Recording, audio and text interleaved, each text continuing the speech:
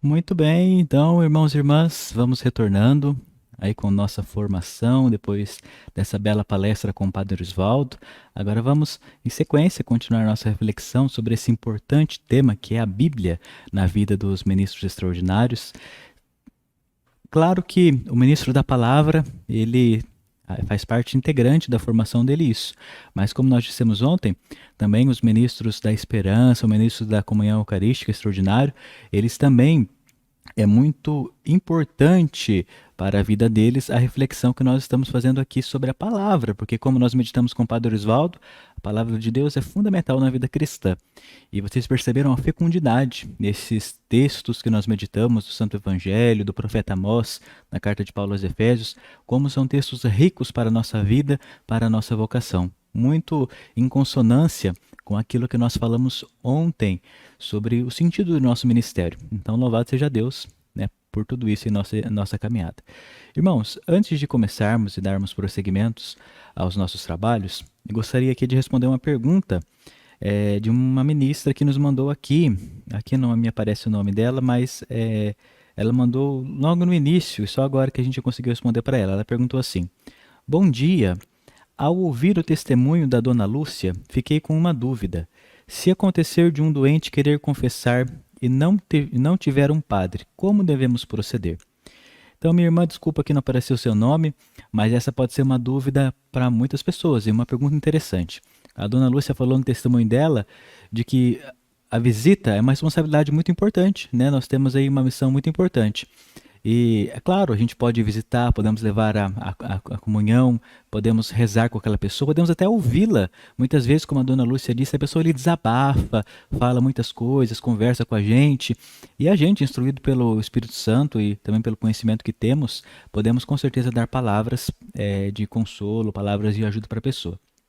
A confissão é um sacramento que somente os sacerdotes podem realizar. Então, se a pessoa quiser confessar, então você pode chamar um padre, né? Se você, no caso, as pessoas forem aqui de Cornélio, aqui em Cornélio tem vários padres.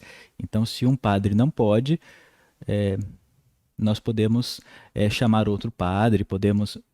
Só um instante, pessoal, vamos resolver um probleminha aqui.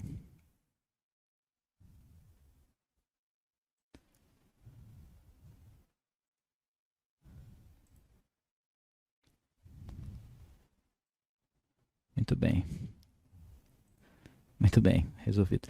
Então, nós podemos, né, chamar um padre de outra paróquia, no caso aqueles ministros que estão aqui de Cornélio, e de outras cidades também, procurar agendar na secretaria paroquial, convidar o padre para que possa estar indo até junto daquele enfermo, fazer a visita e confessar, se for o caso também dar a unção dos enfermos. Então, se o doente pede para confessar, nós temos que chamar o padre, né, não tem outra opção nesse sentido. Se o padre não pode naquele momento, se a gente pode procurar aqui em Cornélio chamar outro padre ou em outra cidade, tentar agendar, explicar a situação para a secretária da paróquia, que é uma situação, muitas vezes pode ser uma emergência. Então, nesse sentido que é a nossa orientação. O sacramento da penitência, na verdade, a gente vai falar isso à tarde, mas já vou adiantar para vocês. Quando nós vamos visitar um enfermo, não é assim sair e visitando as pessoas levando a comunhão, tem um procedimento. À tarde a gente vai falar sobre isso, só para adiantar, já que vai em direção àquilo que a nossa irmã falou aqui na pergunta. Primeiro passo é entrar em contato com o padre. Antes de levarmos a comunhão para as pessoas, nós entramos em contato com o padre, com a secretária paroquial, ela agenda, o padre vai visitar aquela pessoa, ver se a pessoa precisa se confessar e tudo isso. Somente a partir de então, né, conversando com o padre, conversando com o nosso coordenador dos ministros, que então a gente vai levar a comunhão para os enfermos. No caso, aqueles enfermos que a gente leva periodicamente. Então, tem aquelas pessoas que nós vamos visitar uma vez ou outra, né, uma situação específica, e tem aqueles que são visitados periodicamente, uma vez por mês, a cada 15 dias, vai de acordo com cada paróquia. Mas antes é preciso estar entrando em contato com o padre e conversando com ele, se for o caso de o padre lá atender a pessoa em confissão. Eu acho que essa seria a dúvida. Se vocês tiverem mais dúvidas, vocês podem estar encaminhando, tanto aqui no WhatsApp, no grupo, podem encaminhar no WhatsApp, aquele número que também nós disponibilizamos aí, ou no grupo, ou nos próprios comentários que nós estaremos respondendo aí dentro do possível. Então, nós já estamos aqui com um número de pessoas online, né, que está participando ao vivo, e nós vamos agora dar prosseguimento, então, a nossa formação. Muito bem, como vocês podem ver aí, aparecendo na tela de vocês, a Bíblia na vida do ministro extraordinário. O Padre Osvaldo, a reflexão riquíssima que ele nos fez, cheia de sabedoria, cheia de muito conhecimento, nos mostra a importância de, primeiro de tudo, termos um olhar de humildade frente à palavra de Deus. Chegar na palavra de Deus, rezar essa palavra. Não querer aí mostrar que sabe, tudo isso que muitas vezes é uma vaidade que as pessoas correm perigo. Ter humildade, ouvir o que a palavra diz. A palavra, irmãos e irmãs, não é simplesmente um discurso vazio, é a palavra de Deus. Ela fala para a nossa vida, fala ao nosso coração, e a gente, a partir dessa experiência, dessa palavra, podemos levar outras pessoas a fazer a experiência. A gente vai meditar que o protagonista nesse trabalho, o protagonista nessa missão é o próprio Espírito Santo. Nós somos instrumentos, somos agentes, mas quem é o protagonista é o Espírito Santo. Tá certo. Vamos falar mais um pouquinho sobre Bíblia. É verdade que a gente não pode aqui fazer uma reflexão sobre a Bíblia inteira, porque a Bíblia, 73 livros, a gente poderia ficar aqui muito tempo falando sobre a Bíblia, anos a fim falando sobre a Bíblia, que ainda não esgotaremos. A Bíblia com certeza tem muito a nos dizer, é com certeza um livro vivo, atual, cortante e penetrante na nossa vida. Por isso, nós vamos fazer aqui uma reflexão, dando continuidade àquilo que o Padre Osvaldo nos disse, uma reflexão sobre a incidência, a importância do ministro da Eucaristia ter esse contato, essa intimidade com a palavra de Deus, com a Bíblia.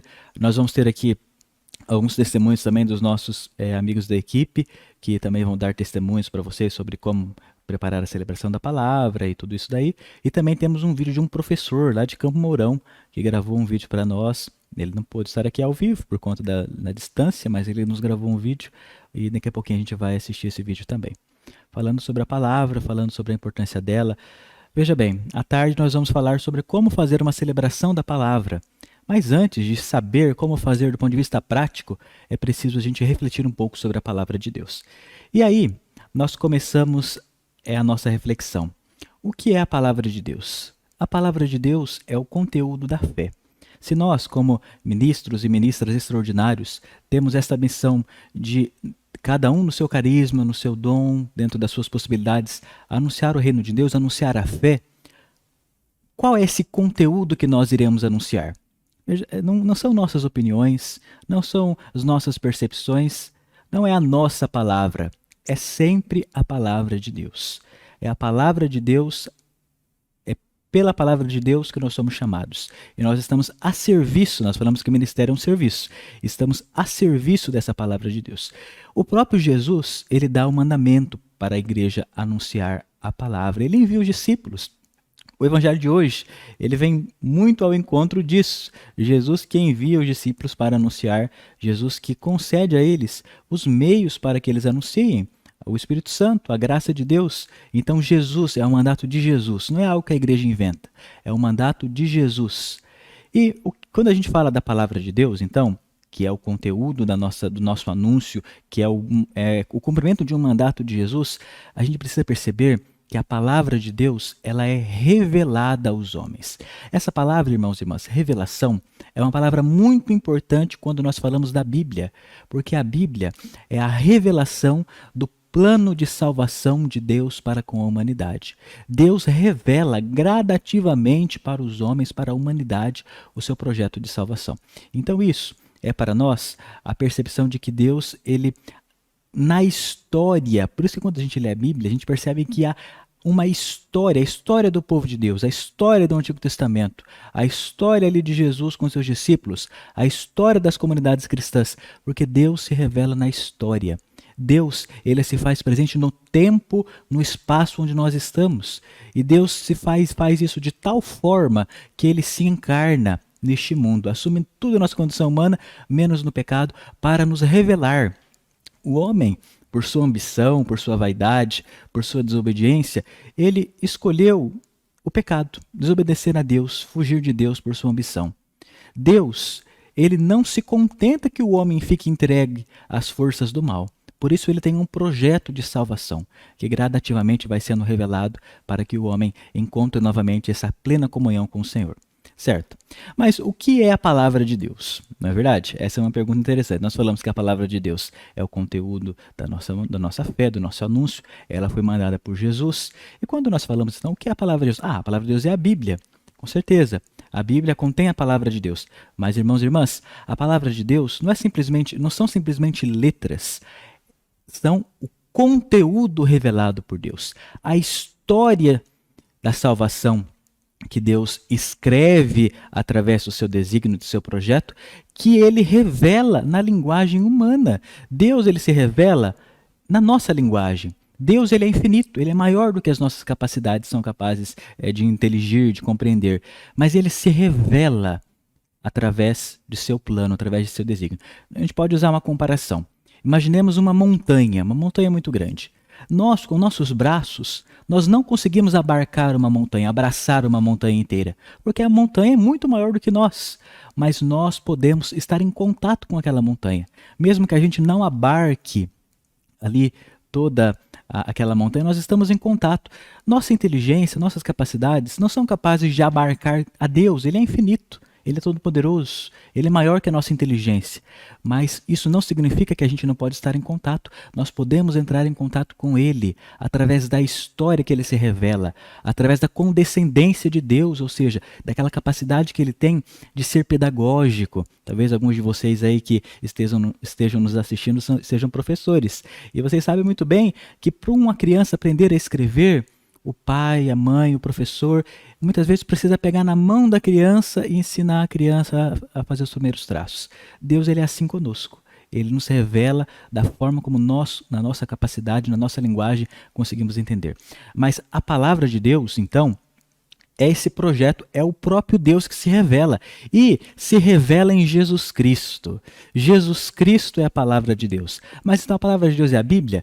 A Bíblia contém a palavra de Deus. A Bíblia é a palavra de Deus. Mas a palavra de Deus, por excelência, é Jesus Cristo. É por isso que nós falamos lá no Evangelho de João que Jesus é o Verbo eterno. Vocês já leram o início do Evangelho de João? Se alguém tiver com a Bíblia, pode abrir lá no João, capítulo 1. Fala isso. No princípio era o Verbo estava com Deus, o Verbo era Deus, e o Verbo se fez carne e habitou entre nós. Irmãos e irmãs, nós não ouvimos falar de Deus. Não é só de Deus, não é só ouvir falar. Nós fazemos experiência viva com Ele na história. Deus faz-se presente na nossa história, no meio de nós. Ele se encarna no meio de nós e se revela. Jesus Cristo é essa palavra. Por isso que quando nós anunciamos a palavra de Deus, anunciamos a Jesus Cristo. E tudo que nós lemos na Bíblia aponta para Jesus Cristo, porque ele é o cume, ele é o centro desse projeto de salvação de Deus. Ele, quando vem ao mundo, quando anuncia seu evangelho, quando realiza prodígios, quando se oferta na cruz por sacrifício a nós, quando ressuscita, quando sobe aos céus, ele está mostrando, ele está sendo a letra da palavra de Deus que nos mostra: Deus tem um amor grandioso por nós. Deus tem um amor que transcende nossa própria inteligência, um amor que a gente não pode nem falar com nossas palavras, que elas serão imprecisas. Esse amor de Deus é o que nos dá de fato a força para os nossos ministérios. Não é aquilo que a gente disse ontem, não é ser ministro extraordinário, não é meramente uma escolha humana, é um projeto de Deus, um desígnio de amor de Deus.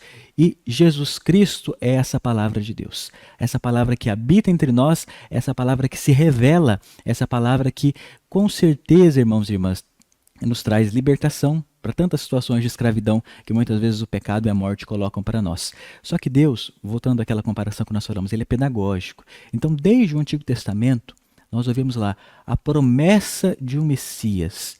Deus promete que vai enviar um Messias. E ali é toda aquela expectativa dos profetas na Bíblia, tudo isso, e as pessoas vão gradativamente ouvindo a palavra, muitas vezes se desviam do caminho, muitas vezes são infiéis a Deus, e até que na plenitude dos tempos, o próprio Deus vem até nós. Então a Bíblia, e vamos falar especificamente sobre a Bíblia, ela narra essa história de amor, esse projeto pedagógico, essa forma que Deus encontra de nos revelar o seu projeto. Mas, irmãos, é importante a gente dizer uma coisa. Nós falamos que Deus, ele se revela. Deus, ele se revela para nós, para nos mostrar o plano de salvação. Muitas vezes, quando nós estamos ali no pecado, na morte, tomados por tantas situações assim, nós ficamos com nossa visão da fé obscurecida. A gente não consegue discernir, às vezes, o bem do mal. Às vezes a gente corre o risco de fazer o mal pensando que estamos fazendo bem, porque nosso senso fica obscurecido, nosso senso moral, nosso senso de fé, nosso senso de próprio amor cristão. E Deus, ele se revela e revela a verdade para nós. A gente viu anteriormente falando que Jesus é o caminho, a verdade e a vida. Ele é o caminho que nos leva ao Pai e o único caminho que nos leva ao Pai.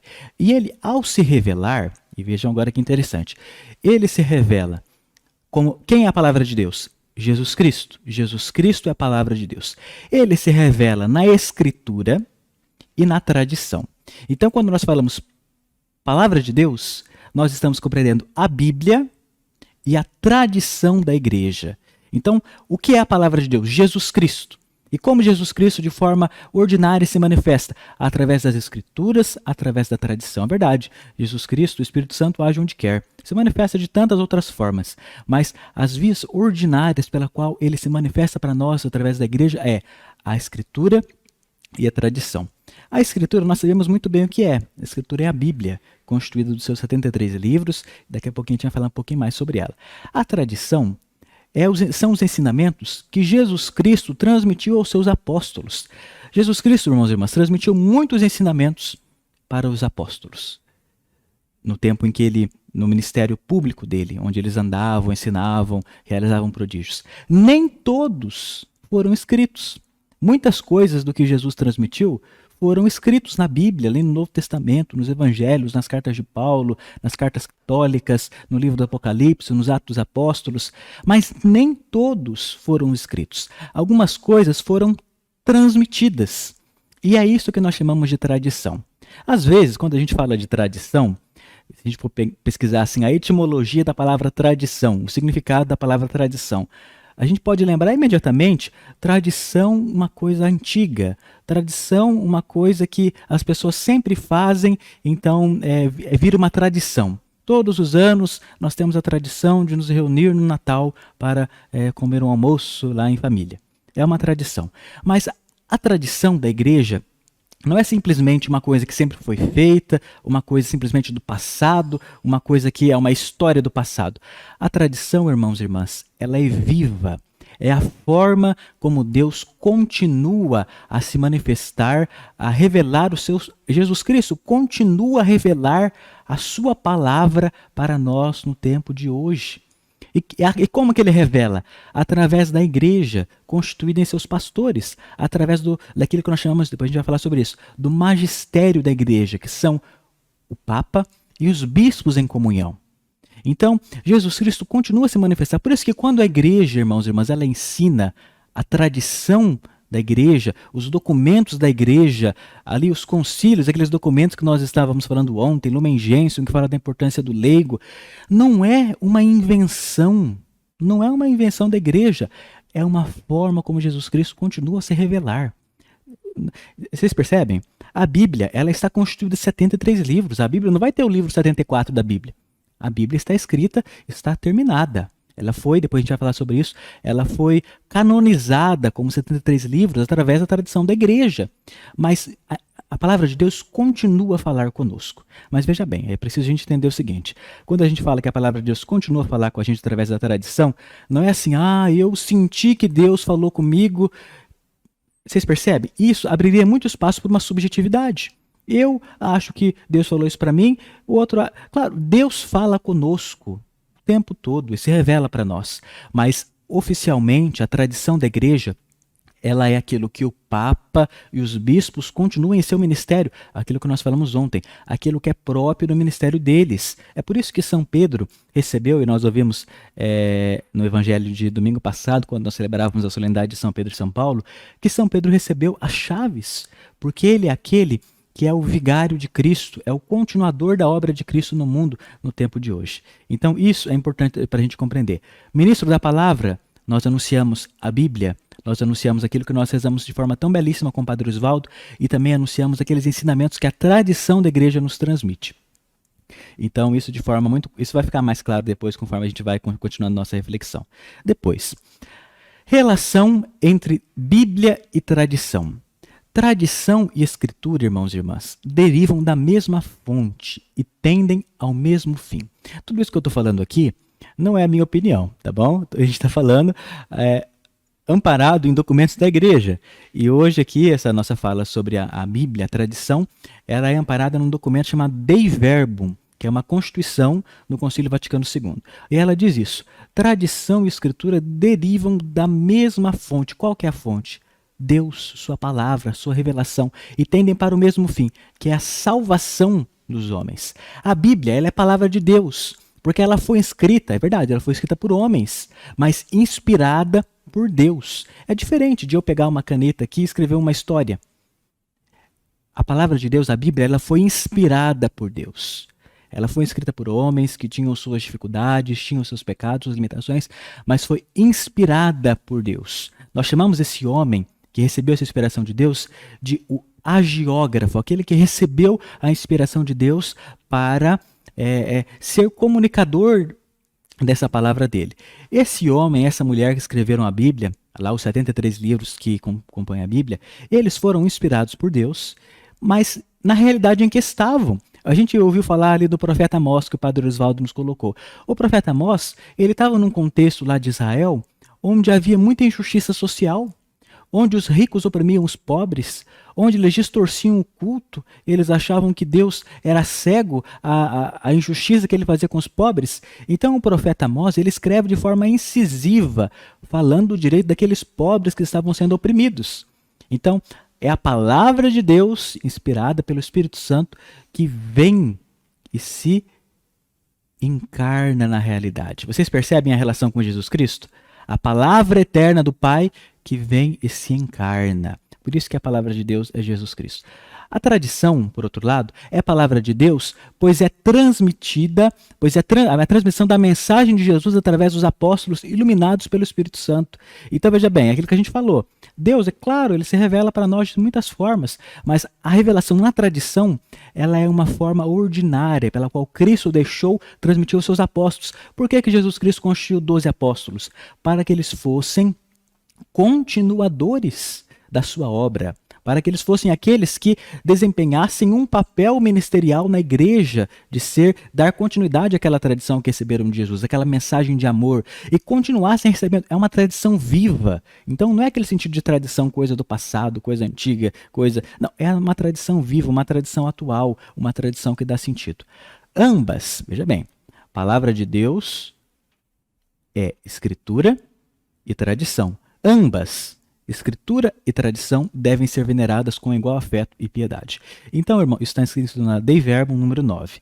Isso nos mostra que nós, como ministros extraordinários da palavra, da comunhão, da esperança, precisamos ser fiéis à palavra de Deus e precisamos ser fiéis à tradição da igreja, aos ensinamentos que recebemos dos apóstolos, porque o nosso bispo Dom Manuel, ele é sucessor dos apóstolos.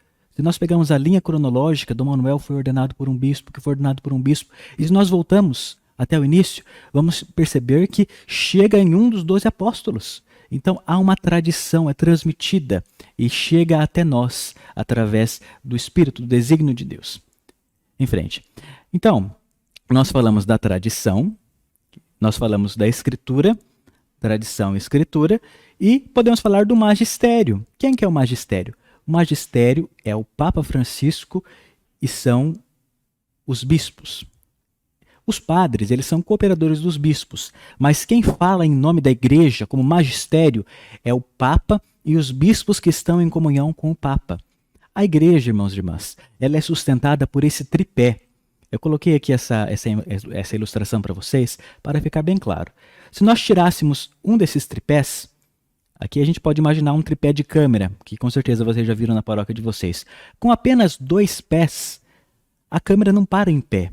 Ela precisa dos 3 pés para ter o equilíbrio. A nossa igreja ela tem esse equilíbrio. A tradição que foi recebida dos apóstolos, a escritura inspirada por Deus, e que de fato é escrita por homens, mas é inspirada por Deus desde o Antigo Testamento, com a beleza dos profetas, dos salmos, dos livros da história do Antigo Testamento, e o magistério, que é a voz do Papa e dos bispos que interpretam a Escritura e que são aqueles pelas quais a tradição continua viva. Veja bem, alguma pessoa poderia aqui chegar a pegar um texto da Bíblia e interpretar da forma como quiser. A gente pode pegar um texto da Bíblia e distorcer totalmente o sentido original pela qual ele foi escrito. O Padre Osvaldo hoje aqui nos mostrou como é importante compreender o contexto no qual aquele texto foi escrito.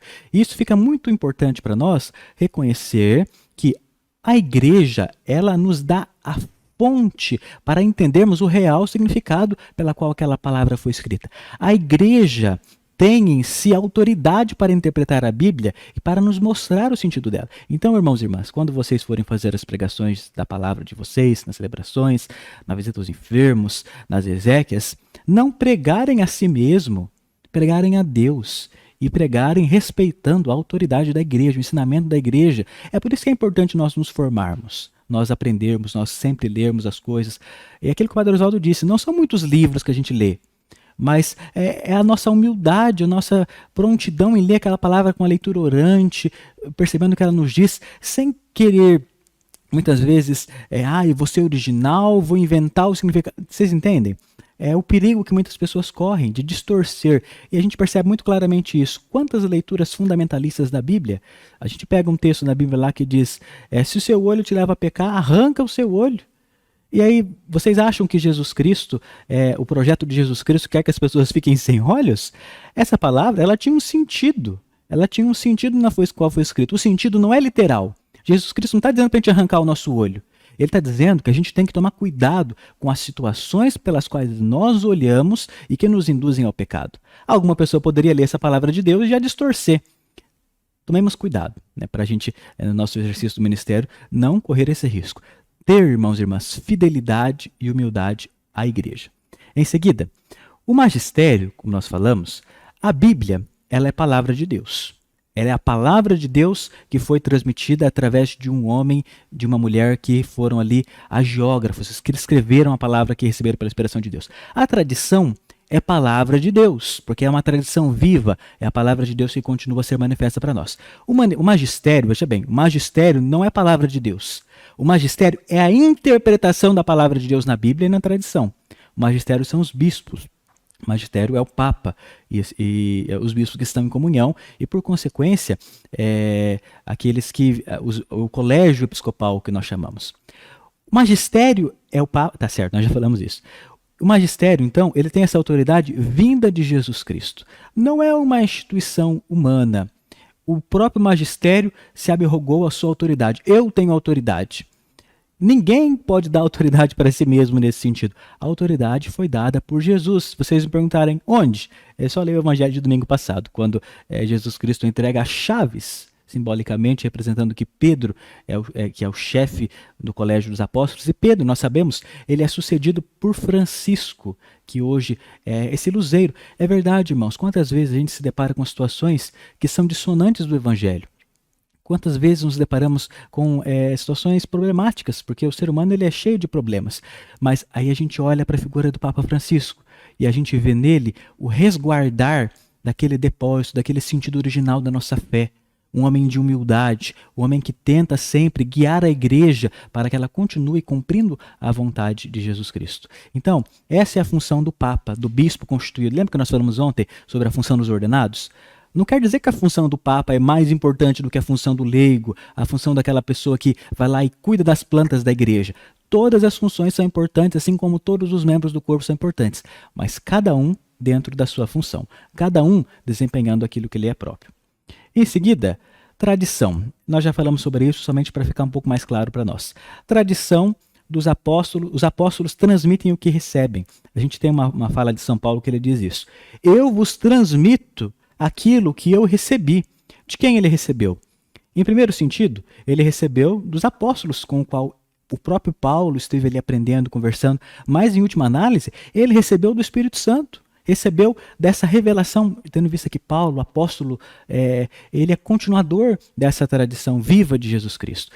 Irmãos e irmãs, a palavra de Deus não é uma letra morta, é uma palavra viva, que ela continua a nos falar. Por isso que quando a gente lê a Bíblia, a gente percebe que mesmo sendo um livro escrito há tanto tempo, ali o Novo Testamento há 2000 anos, o Antigo Testamento há mais do que isso, mas a gente lê essa palavra e a gente percebe que ela é atual.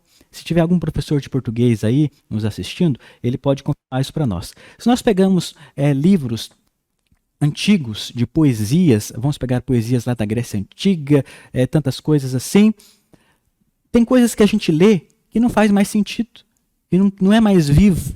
Às vezes coisas que foram escritas 50 anos atrás, a gente lê hoje, não faz mais sentido, não diz mais nada para nós. E a palavra de Deus, com mais de 2000 anos, continua atual. Nós lemos um texto lá do Antigo Testamento, lemos um salmo e ele fala diretamente à nossa vida, as dificuldades que nós estamos vendo neste momento. É uma palavra viva e essa tradição é viva, essa tradição que se perpetua através dos apóstolos.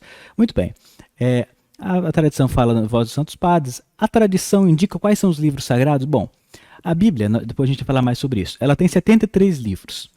E eu pergunto para vocês, quem determinou que a Bíblia tem 73 livros e não 74 ou 72? Foi a igreja, foi a tradição, através dos sucessores dos apóstolos, os bispos, que gradativamente foram percebendo o que ali era a palavra de Deus e o que não era a palavra de Deus. Vocês certamente ouviram falar dos livros apócrifos. São livros da Bíblia, são livros que supostamente que queriam ser livros da Bíblia, histórias que eram contadas, mas que não necessariamente fazem parte daquilo que nós chamamos de o cânon da Bíblia, o cerne da mensagem transmitida por Deus. Existem vários textos lá que não foram incluídos na Bíblia. Por quê? Porque eles não cumprem os requisitos básicos ali para estarem ali, que a igreja foi determinando através da tradição, através do magistério que manifesta a tradição recebida de Deus. Então, veja bem, aqui eu coloquei essa frase, essa citação de um documento do Papa Francisco chamado Querida Amazônia. Ele diz: é tradição milenar, é a tradição milenar que testemunha a ação divina no seu povo e cuja missão é mais a de manter vivo o fogo do que conservar as suas cinzas. O que significa isso?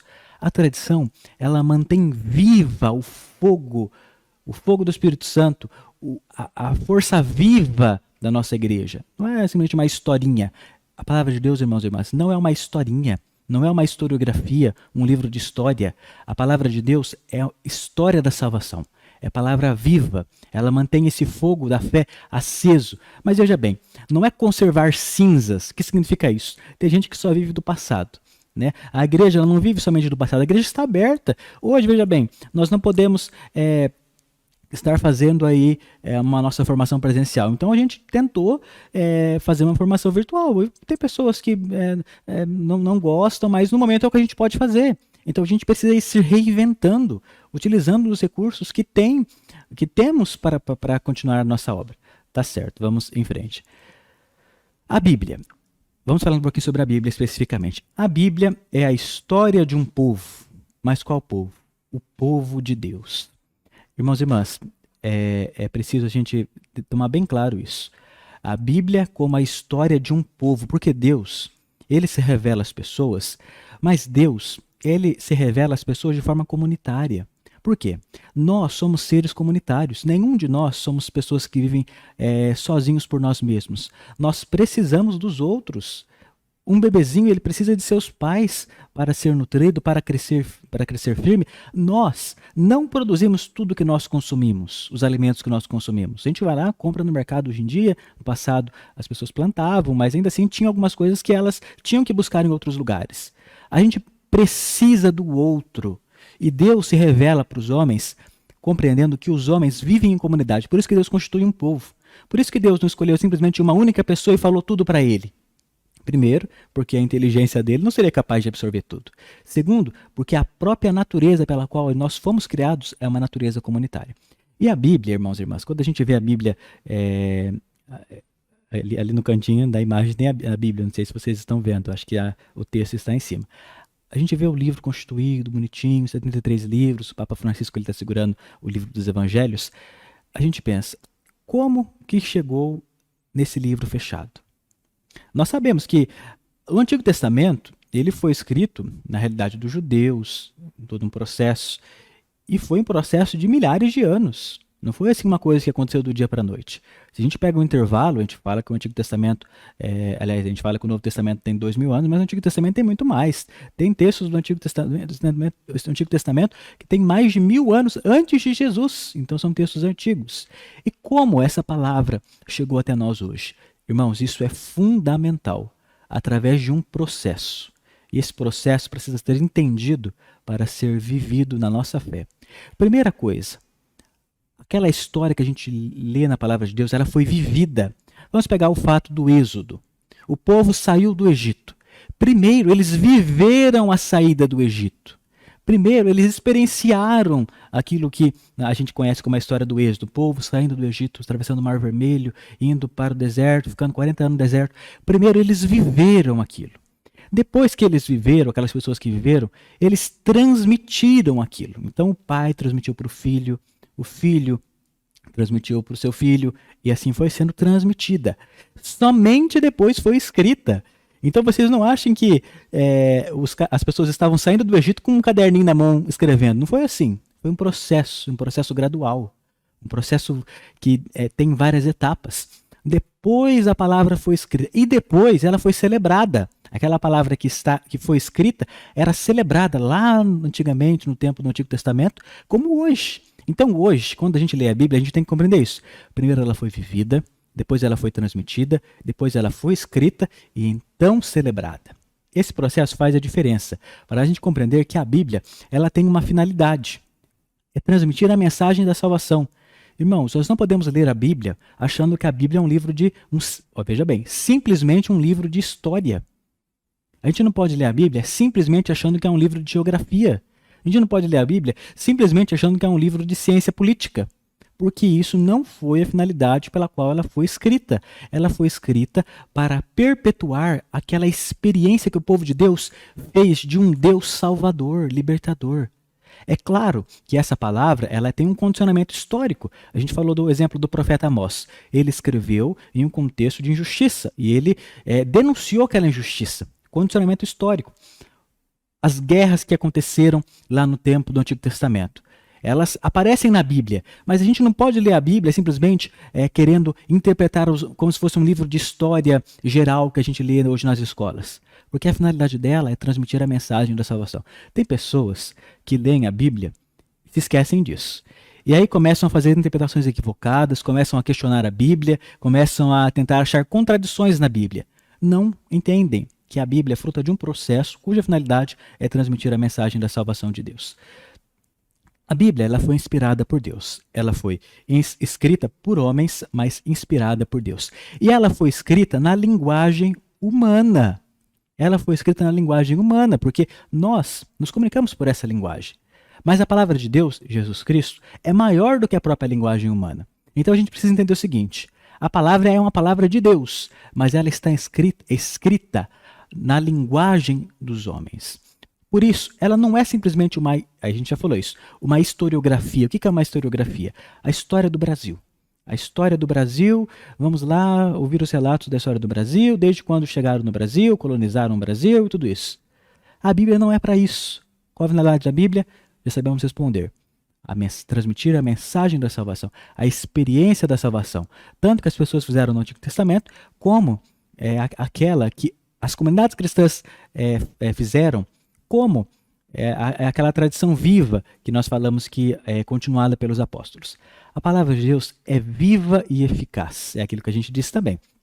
A palavra de Deus, ela não é um escrito do passado, uma historinha do passado. Ela é viva. A gente lê o evangelho de hoje e ele é vivo na nossa vida. Se a gente faz uma meditação bonita, é vivo fala para o nosso coração. Vocês perceberam que nós falamos? A palavra de Deus nos fala da importância de servir, ser ministros para servir. Eu não escolhi esse evangelho que a gente leu na oração inicial especificamente porque nós estamos tendo uma formação hoje. É o evangelho desse domingo. Vai ser lido no mundo inteiro. Mas veja como esse evangelho cai perfeitamente no conteúdo da nossa formação, quando fala de serviço, quando fala de disponibilidade em anunciar a Jesus Cristo. Então, essa é a história da salvação. A Bíblia contém essa história da salvação. A Bíblia é a história de um povo. É aquilo que nós já falamos. Deus ele foi se revelando gradualmente, de forma pedagógica. E Deus escolhe, constitui um povo. Mas alguém poderia dizer assim: por que Deus constitui um povo? Porque através daquele povo, fazendo uma experiência, aquele povo ouvindo as palavras de Deus, outras pessoas poderiam ser instruídas nessa palavra. Primeiro um povo faz experiência, para depois esse povo dar testemunho para o mundo inteiro. E Deus tem critérios para escolher o povo. E vocês sabem qual é o critério de Deus, quando a gente analisa com muita seriedade a Bíblia? Deus escolhe os pobres e fracos. Então, quando nós somos escolhidos por Deus para qualquer ministério, a gente não tem que sair por aí se vangloriando, porque Deus, ele sempre escolhe os mais fracos, sempre escolhe os fracos para confundir os fortes. Então, todos nós somos fracos, irmãos e irmãs, a nossa fraqueza, mas ainda assim somos escolhidos por Deus, porque Deus não é utilitarista, aquela pessoa que só nos escolhe enquanto a gente cumpre um objetivo. Deus é amor. Ele reconhece que, através da experiência dele, nós podemos transformar. Esse povo, ele, primeiramente, povo de Deus, a gente pode pensar lá no antigo Israel, fizeram uma experiência de Deus e depois, chegando ali na plenitude dos tempos de Jesus Cristo, os discípulos, que são herança da tradição de Israel, eles transmitem para o mundo inteiro. Eles saem, Paulo, os apóstolos saem para várias nações anunciando a palavra de Deus. E hoje a gente tem no mundo inteiro a palavra de Deus e ela ainda precisa, continuamente a ser anunciada. Porque muitas pessoas já ouviram falar de Jesus Cristo, mas não fizeram uma experiência dele. E é o que a gente disse, a palavra de Deus não é ouvir falar. Eu ouvi falar da história lá do livro escrito por Machado de Assis. Não é a mesma coisa com a Bíblia. A gente precisa experienciar a Bíblia. É aquilo que o Padre Osvaldo disse. Às vezes, não precisa de muitos conhecimentos. Certa vez eu ouvi um testemunho muito bonito de uma senhora que não sabia ler, mas ela pegava a palavra de Deus, colocava a palavra de Deus próximo de seu coração, ficava lembrando das passagens que ela ouviu o padre ler, alguém ler, e ela amava a palavra de Deus mesmo sem saber ler. Que profundidade, que sabedoria, que coração disponível entregue à palavra de Deus. Então é isso que é a riqueza dessa palavra viva, dessa palavra que não são letras, livros, um monte de letras reunidas. É uma palavra viva e eficaz.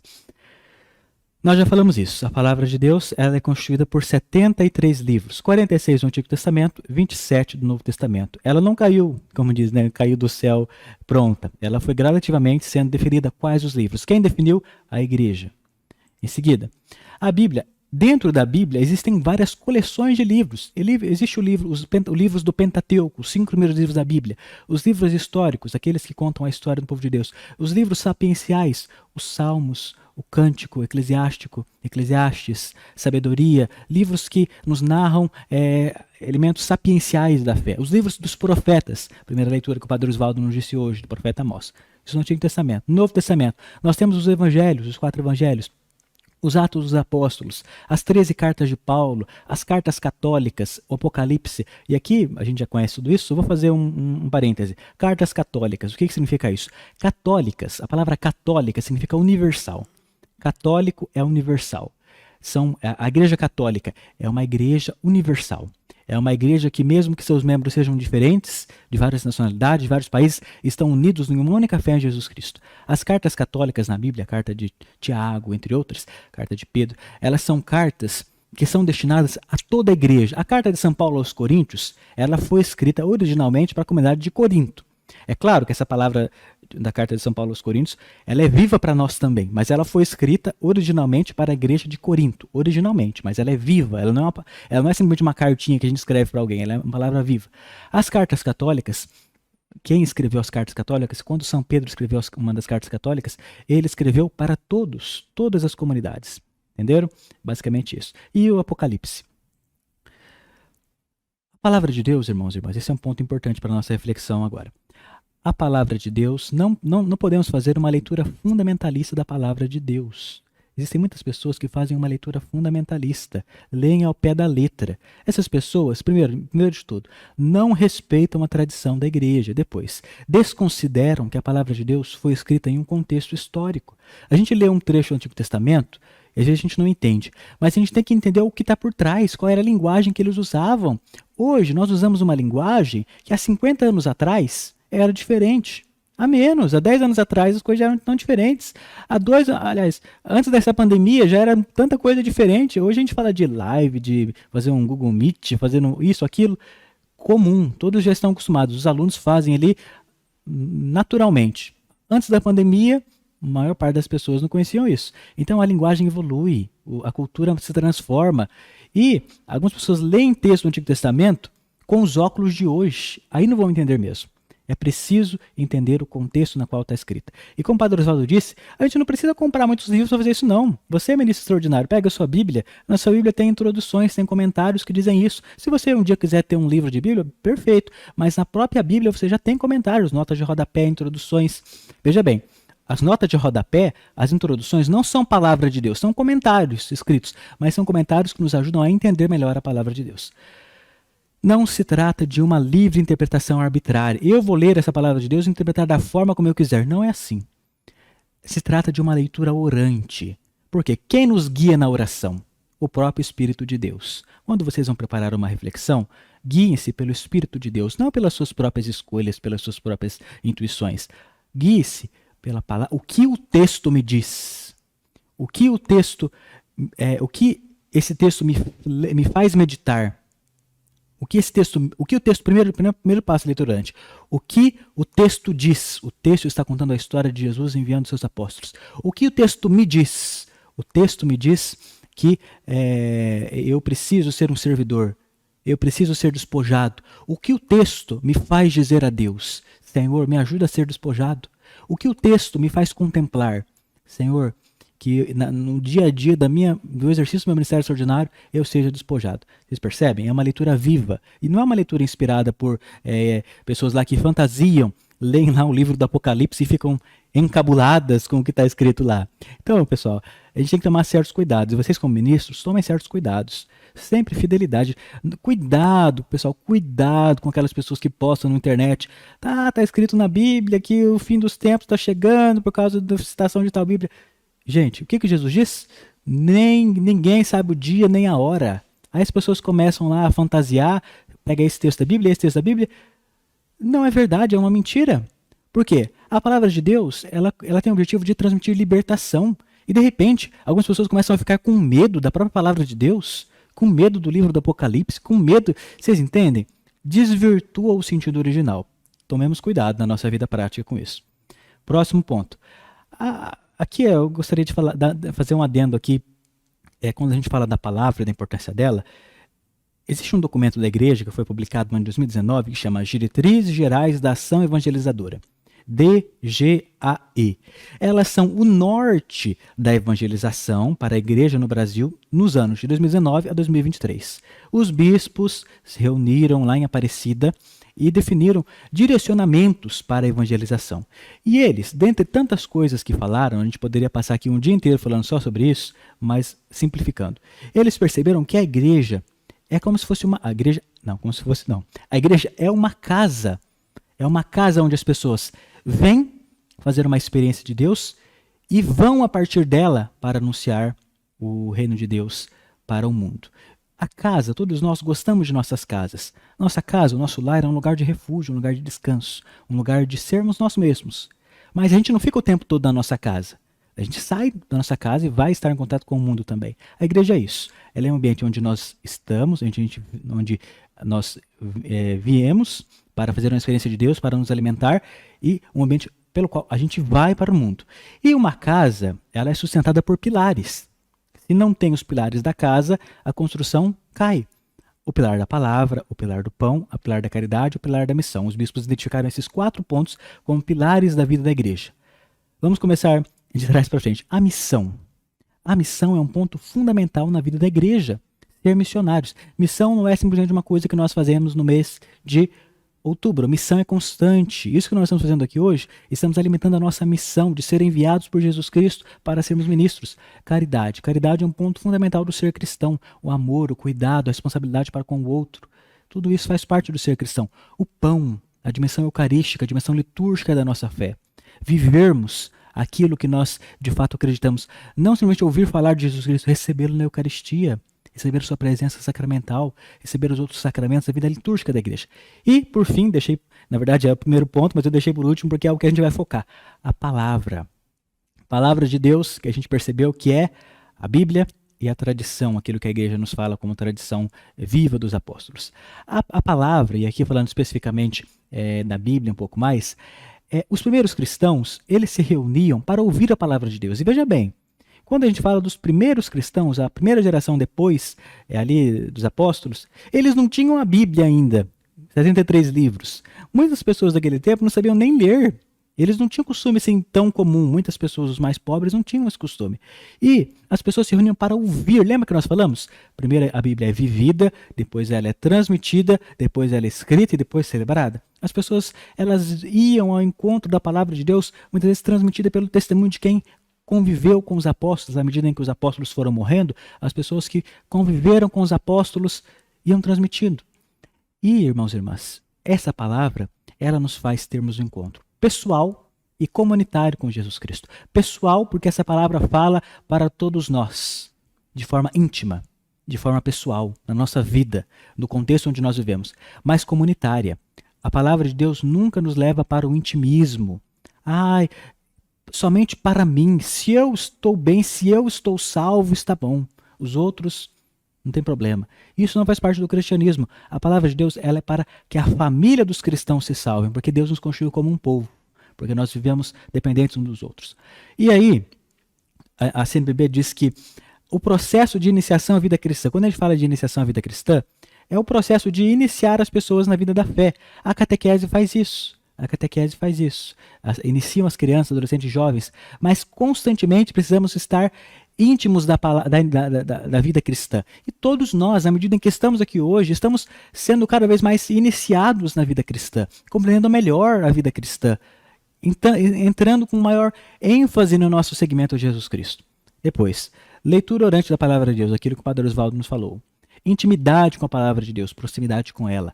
Contato intensivo, vivencial orante com a palavra de Deus. Percebam como isso é fundamental. Depois, a CNBB dá até alguns encaminhamentos para nós. Olha, a CNBB mostra algumas coisas que as comunidades e vocês também como ministros podem fazer para valorizar ainda mais a palavra de Deus. Assumir a iniciação à vida cristã com inspiração catecumenal. Tomem como exemplo a catequese nas paróquias de vocês. Todos os ritos que são vivenciados, os símbolos, talvez muitos de vocês sejam catequistas. Isso é uma forma de iniciar com mais intensidade as crianças. Não simplesmente um falatório, mas mostrar ritos, símbolos para elas que os levem a experienciar a Jesus Cristo. Iniciar efetivamente na vida cristã. Não simplesmente falar ali uma palavra que muitas vezes não toca a ninguém. Mostrar às pessoas, fazerem uma experiência de Jesus Cristo, oferecer meios para isso. Vocês como ministros são convidados a oferecer meios para que as pessoas façam isso. Formações bíblicas na comunidade. É importante que a igreja valorize as formações bíblicas e é importante que vocês, como ministros da palavra, também valorizem nas comunidades de vocês, os grupos de reflexão, estar reunidos ao redor da palavra de Deus. A leitura orante, como nós já falamos, tem que ser valorizada e valer-se também dos meios modernos para anunciar a palavra de Deus. Olha, veja bem, nós estamos hoje fazendo uma live, cada um na sua casa, alguns estão reunidos ali em pequenos grupos na paróquia, mas estamos nos comunicando. Será que a gente não pode utilizar de meios virtuais também para transmitir a palavra de Deus? Com certeza podemos, e são coisas importantes para a nossa vida de fé. Em seguida, para a gente concluir, a palavra de Deus, irmãos e irmãs, ela é eficaz, é aquilo que a carta aos Hebreus nos diz. A palavra de Deus é viva e eficaz, é cortante e penetrante como a espada de dois gumes. E isso significa, irmãos e irmãs, deixamos bem claro aqui, quando a gente pega lá no Novo Testamento, a gente percebe que Jesus Cristo, ele prega o Evangelho. Jesus Cristo prega o Evangelho. Aqueles que foram curados por Jesus Cristo, eles transmitem a pregação do Evangelho que receberam de Jesus Cristo.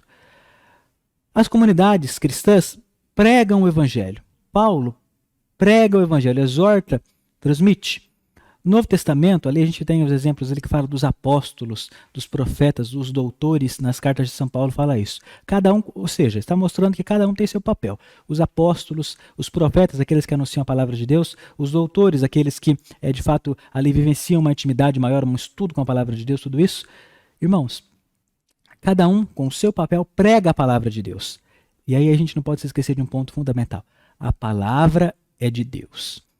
Deus mesmo é quem diz a palavra. Seja através do testemunho, seja através da pregação dos cristãos. Irmãos, quando nós estamos falando da palavra de Deus, a gente tem que permitir que Deus fale em nós. Não nossos caprichos, nossas vaidades, nossos interesses. Podemos correr o risco. Vou fazer uma celebração, eu vou falar uma palavra para alfinetar uma pessoa que está ali. Isso acontece. Infelizmente, a gente já ouviu falar que isso acontece. Não aqui na nossa diocese de Cornélio, só lá na China.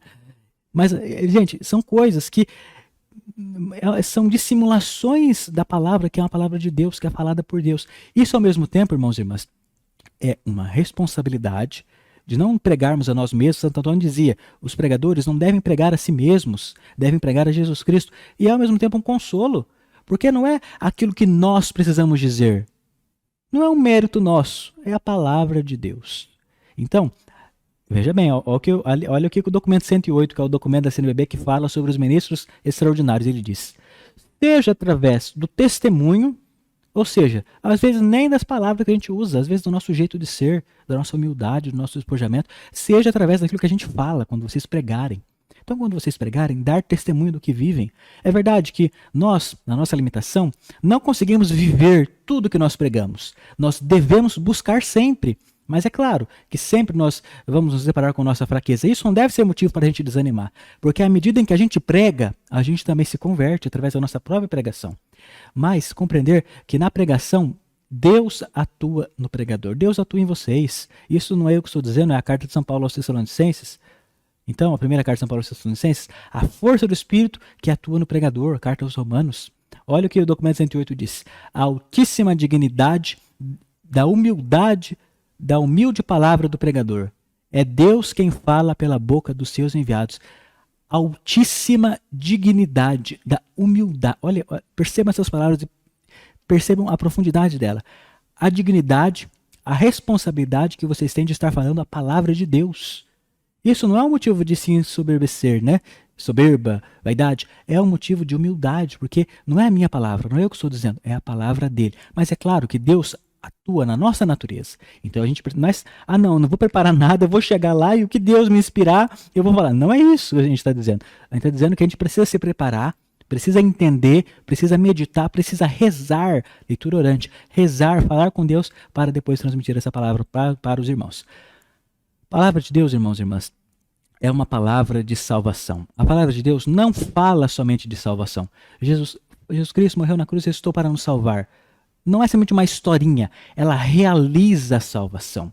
A gente fala, é uma palavra que fala e faz. São João Crisóstomo diz, a palavra de Deus é onipotente, a palavra de Deus tudo pode.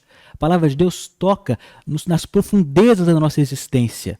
Às vezes você fala uma coisa na sua celebração da palavra, você nem se tocou do que você falou, às vezes você falou ali porque você se preparou, às vezes aquilo toca de forma tão profunda na vida de alguém que está ouvindo.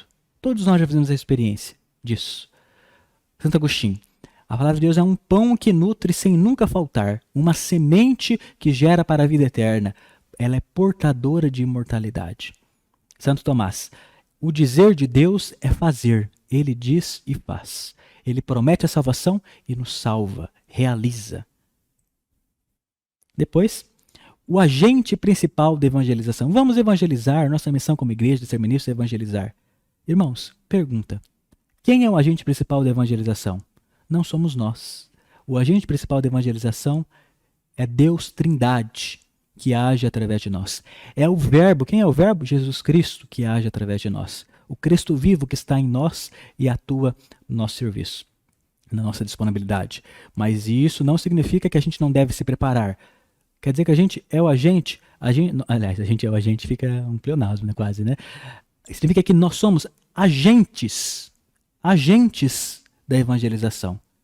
Nós somos ali quem é o agente principal. Nós somos instrumentos de Deus, instrumentos que produzem ali o ecoar da mensagem de Deus. Mas essa palavra é maior que nós. Se fosse só uma pregação nossa, seria uma pregação humana, mas é uma pregação que provém de Deus.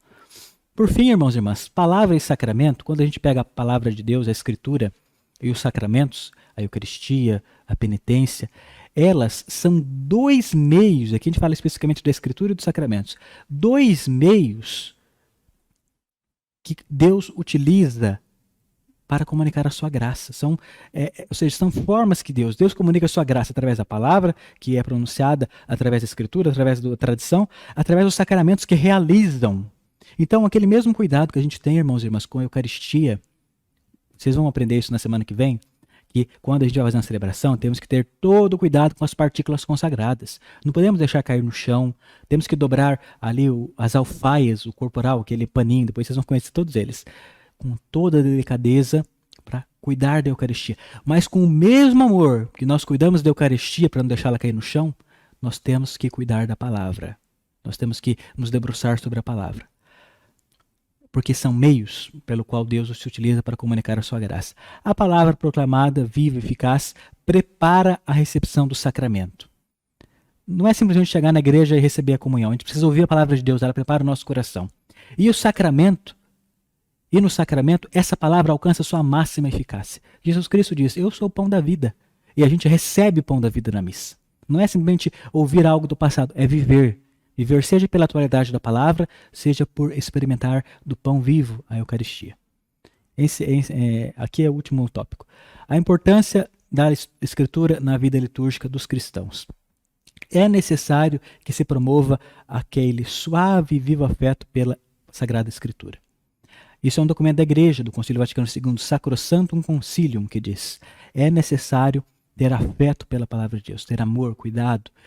Da mesma forma como temos amor pela Eucaristia, ter amor pela palavra de Deus. Isso não é uma fala minha, quem diz isso é São Jerônimo, um santo lá antigo na história da Igreja, que foi um tradutor da Bíblia, um grande estudioso da Bíblia. Ele fala isso, precisamos ter cuidado com a palavra de Deus. E nas celebrações, o documento continua dizendo, no número 35, restaure-se a leitura da Sagrada Escritura mais abundante, variada e apropriada. O que acontece? Muitas vezes as pessoas iam lá, realizavam uma bênção, mas não liam a palavra de Deus. O documento está dizendo, sempre ler a palavra de Deus. Vamos fazer uma reunião dos ministros? Comece lendo a palavra de Deus. Vou visitar o enfermo? Vou pular a palavra de Deus, vou só levar a comer. Não, leia a palavra de Deus. A celebração da palavra, com certeza, é um ponto crucial, é a palavra de Deus. Mas em todas as bênçãos, as celebrações, até nas reuniões que a gente vive, sempre valorizar a palavra de Deus. Então, tudo isso, irmãos e irmãs, é uma forma... aqui, esse aqui é o último, na verdade. A gente tem que valorizar, aquilo que eu disse, nas visitas, nas exéquias, ali no momento de consolar uma pessoa que perdeu o ente querido. Não eu ficar falando ali a minha palavra, o que eu acho, o que eu vou falar para consolar aquela pessoa. Porque às vezes a nossa palavra nos trai. Às vezes a gente fala alguma coisa e às vezes, ao invés de ajudar, a gente piora ainda mais a situação. A palavra de Deus. Na casa do Pai há muitas moradas. Eu sou a ressurreição e a vida. Isso fala por si só. Não é nós que vamos, nós por nós mesmos que vamos transmitir esperança para aquela pessoa. Vamos ser instrumentos de Deus, instrumento da sua palavra. Aquilo que eu já disse para vocês, na palavra de Deus. Gente, um ponto importante que é à tarde que nós vamos falar muito para vocês. Reflexões que vocês fazem na celebração, nas reuniões, precisam ser concisas, pequenas. O arcebispo de Londrina, que já falecido, Dom Albano, certa vez ele foi visitar o seminário onde eu estudava e ele disse uma frase que me marcou. Homilia é 7 minutos para o povo, 14 minutos para os padres e 21 minutos para os bancos. É verdade. Se a gente começa a falar demais, vai chegar um momento que só os bancos vão estar prestando atenção em nós. Ninguém mais, todo mundo vai estar disperso. É tão bom ouvir ali uma reflexão breve, pequena, curta, faz toda a diferença. Sem querer esgotar o assunto. A gente não pode esgotar a palavra de Deus em uma homilia, entenderam? Sem moralismos, aquela pessoa moralista. Você precisa fazer isso, senão você vai para o inferno, você vai para isso, para aquilo. A palavra de Deus nos fala de salvação, nos fala de libertação, nos fala de amor, e a pessoa só fica falando de inferno, só fica julgando o outro. Tem algo errado. Tome cuidado com isso também. É um ponto importante para a nossa vida de fé. Terminamos, então, aqui nossa reflexão desse primeiro ponto. Nesse momento agora é 11 horas e 20 minutos. Agora eu gostaria de convidar aqui o seu Aparecido, para ele também, como ministro, muito experiente aqui na comunidade. Nós ainda temos 10 minutinhos antes do nosso intervalo para o almoço, que ele nos desse algumas palavras sobre isso que nós falamos, sobre a importância dessa vivência da palavra de Deus, desse respeito pela palavra de Deus na nossa existência e a importância de preparar na celebração da palavra em tudo isso. Então agora, seu Aparecido, fique à vontade, passamos a palavra ao senhor. Perdão. A gente vai falar um pouquinho daquilo que a gente viveu e aquilo que a gente vive hoje nas celebrações. Há muitos anos eu me mudei para Cornélio e eu tive o privilégio de estar ao lado de um seminário onde estou até hoje. E eu me lembro que seminarista naquela época, nos anos 80, um pouco menos, passavam em minha casa e iam fazer o que nós fazemos hoje, os grupos de reflexões. Minha esposa acompanhava, eu nem à missa ia direito, mas eu concordava. E veja que, com o passar do tempo, o exemplo que estava dando a minha esposa, a minha família, que seriam as duas minhas filhas, eu fui me conscientizando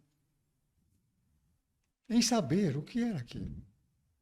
Chegou um momento, queridos irmãos e irmãs, que estão fazendo esse acompanhamento, esse treinamento, esse ensinamento que está tão vivo, através da palavra de Deus que estão sendo proclamadas para nós, eu comecei a me despertar. E no meu coração, na minha mente, eu dizia comigo, se um dia me convidarem, eu estarei fazendo aquilo que Deus quer na minha vida.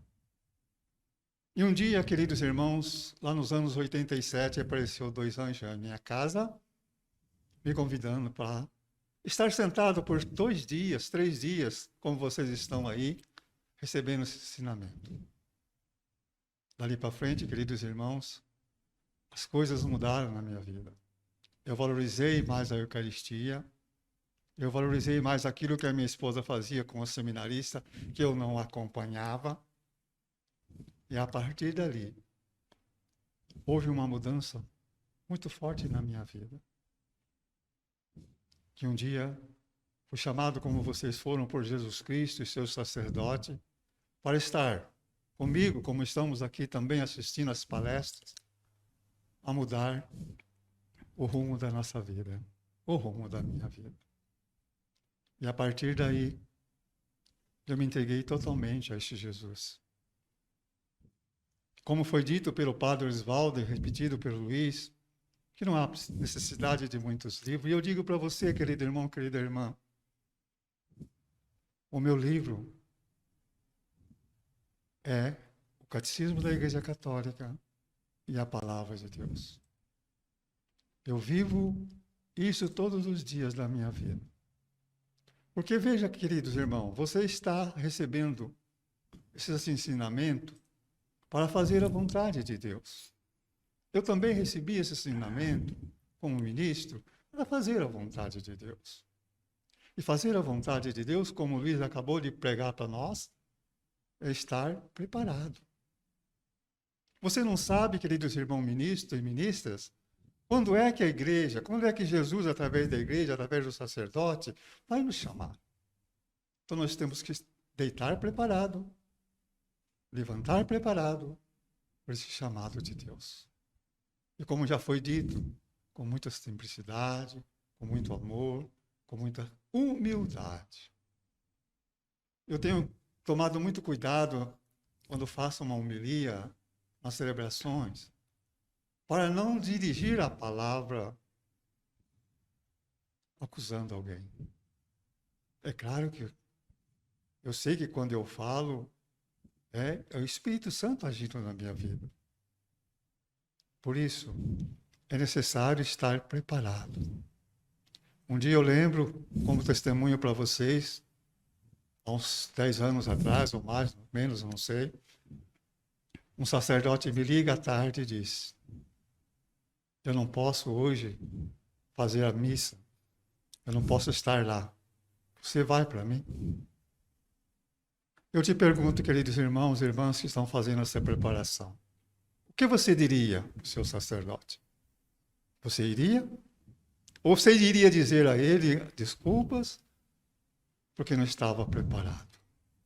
Por isso, a necessidade de sentarmos, de quando formos convidados a fazer realmente esse treinamento, estar dispostos.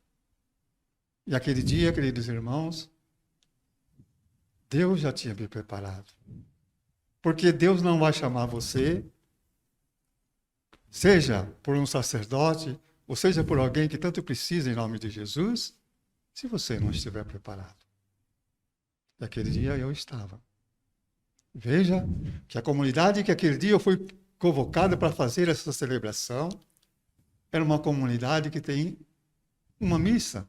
Naquela época era uma missa. Hoje nós temos o privilégio de ter um sacerdote a mais na nossa comunidade, Rainha dos Apóstolos. E era num sábado. A igreja estava lotada. A igreja estava repleta, como hoje também elas estão. Embora com muita cautela nessa pandemia. Mas eu lá fui. Eu lá estava. Por quê? Eu disse para vocês, estar preparado, levantar preparado. Perguntar a Deus quando você levanta, quando você acorda, Espírito Santo e Jesus, o que é que nós vamos fazer hoje? Porque tudo depende de Deus, como está sendo pregado para nós. Tudo depende realmente do Espírito Santo agir na nossa vida. Mas como é que o Espírito Santo vai agir na minha vida, na tua vida, queridos irmãos e irmãs? Se você não se dispõe para isso. Então é o momento que quando você for chamado, viver realmente esses momentos. Eu gosto que nas minhas celebrações, colocar. Às vezes eu sou um pouquinho exagerado. Mas, queridos irmãos e irmãs, eu coloco para a minha vida, é claro que a Eucaristia é o ponto principal de uma celebração, é o ponto principal de uma missa. Mas como é que você vai se sentir à vontade? Como é que você vai se sentir preparado para receber Jesus se você não faz um ato penitencial bem feito? Então, eu costumo, nas minhas celebrações, levar as pessoas, a Assembleia, a mim também, né?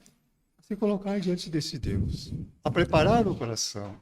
Porque nós não vamos receber naquela celebração qualquer coisa. A palavra de Deus que está sendo preparada para nós. Vamos receber o ensinamento de Deus através da palavra, através da música que vai tocar, através da homilia que você vai fazer. Temos que viver isso no dia a dia como ministro da Eucaristia. Estar preparado. Fazer um momento profundo, se for possível, do ato penitencial. Aqueles momentos, irmãos, que nós podemos fazer, quando Jesus também, que vamos comungar na Santa Celebração, ele sai do sacrário e vem para o altar.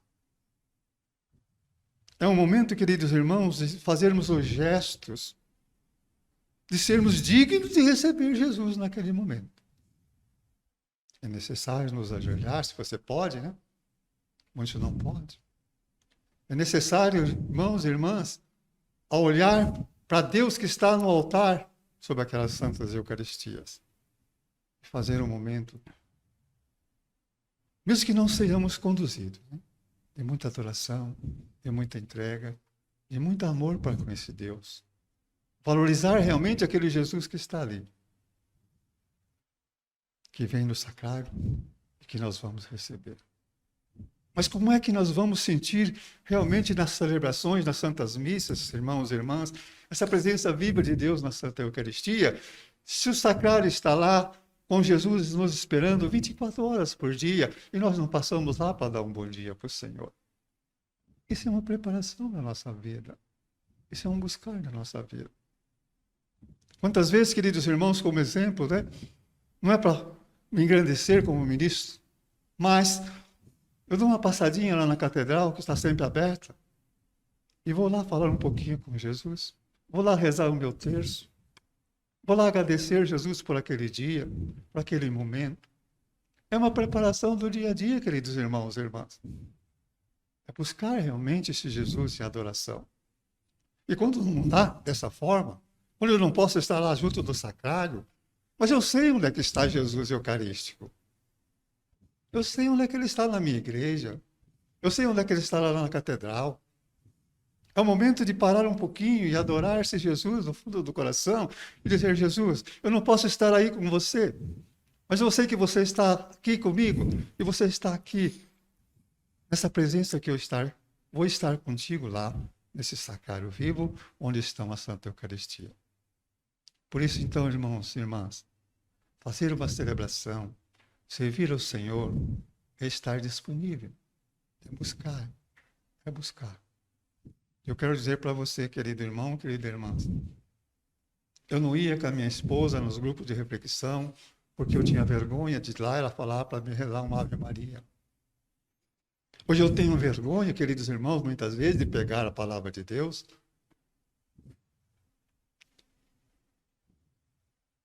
e tomar conta de todo o tempo do grupo de reflexão. Fica para você, meu querido irmão, minha querida irmã, convite. Estar sempre na presença de Deus. Deus Amém. abençoe a cada um de vocês. Conte comigo. Conte com Jesus. Conte realmente com a graça, o poder do Espírito Santo de Deus na sua vida. Muito obrigado a todos. Deus abençoe mais uma vez a cada um de vocês.